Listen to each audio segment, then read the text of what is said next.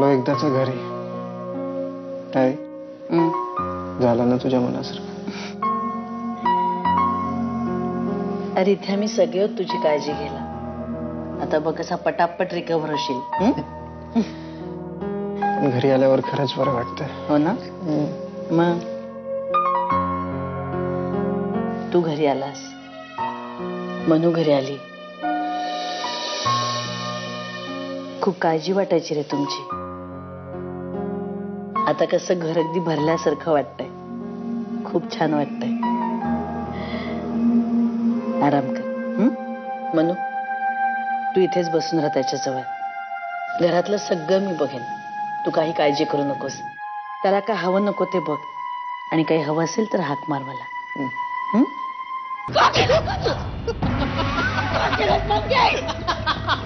मी तुला म्हणलं होतं ना, तुला जे काय करायचं ते माझ्यासोबत कर म्हणून. तुला सांगितलं होतं ना रामाला छळू नको.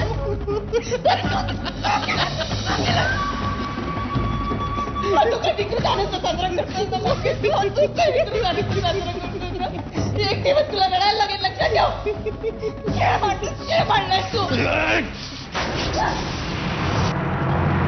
तू आली दिसते मला खेळवायला.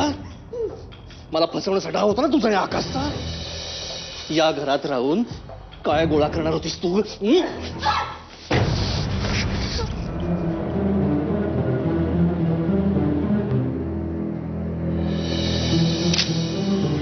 काय झालं बाबा? मी असा फोन का कट केला? कुणाला फोन करत होतीस? नमिताला. मला आकाशने सांगितलं होतं तिला फोन करायचा. ते आलं माझ्या लक्षात आणि म्हणूनच फोन कट केला मी. तू कुणालाही कुठल्याही आणि कितीही महत्वाच्या कामासाठी फोन करायचा नाही. काय सांगितलं? हॉस्पिटलमध्ये सुद्धा हेच बजावलं होतं ना तुला? तुझ्या केसशी संबंधित कुठलीही गोष्ट इथून पुढे या घरामध्ये बोलली जाणार नाही.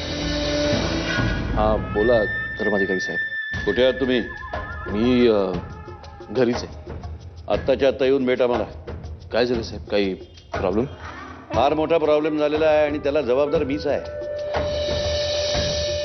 तुमच्यासारख्या बेभरवशाच्या माणसावर विश्वास टाकून स्वतःच्या पायावर स्वतः झोंडा मारून घेतलाय. काय झालंय काय साहेब? कायद्याच्या विरोधात जाणं आवडत नाही मला. कायद्यात राहूनच मी काम करतो. सांगितलं होतं मी तुम्हाला. हो साहेब, पण मी काही केलेलं नाही. सांगितलं होतं का नाही? हो सांगितलं. आणि तरी तुम्ही कायदा हातात घेतला. एका पोलीस इन्स्पेक्टरचा ऍक्सिडेंट झालेला आहे. तो हॉस्पिटलमध्ये ऍडमिट आहे, गंभीररित्या जखमी आहे.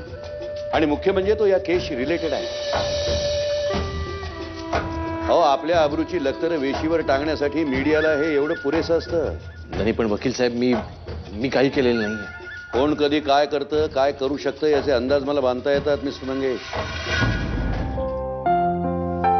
कसं वाटतंय? बरं आहे. आता लवकरात लवकर उठून कामाला लागायचंय. अजून किती दिवस असा पडून राहणार मी? Just shut up, you both. Just shut up. सोडा त्याला. आपल्यातले हे वाद, आपल्यातली भांडणं म्हणजे इनडायरेक्टली आपल्या विरोधकांचा विजय आहे. डिवाइड अँड रूल 5वीच्या इतिहासाच्या पुस्तकामध्ये धडा आहे. त्याचा अर्थ अजूनही तुम्हा दोघांना कळलेला नाही. अरे इंग्रज म्हणून टिकले ना भारतामध्ये, कारण आम्ही भारतीय इथून विचार करत नाही, इथून विचार करतो. स्मार्ट आणि प्रॅक्टिकल न होता इमोशनल फूल्स बनतो आणि त्यातले दोन मूर्ख महामूर्ख माझ्यासमोर उभे आहेत. भांडून प्रॉब्लेम सॉल्व्ह होत नाही, वाढतो. काय करायचं तुझं? तुम्ही नाही असे बॅकआउट होऊ शकत. आणि ही केस तुम्हाला सोडता येणार नाही.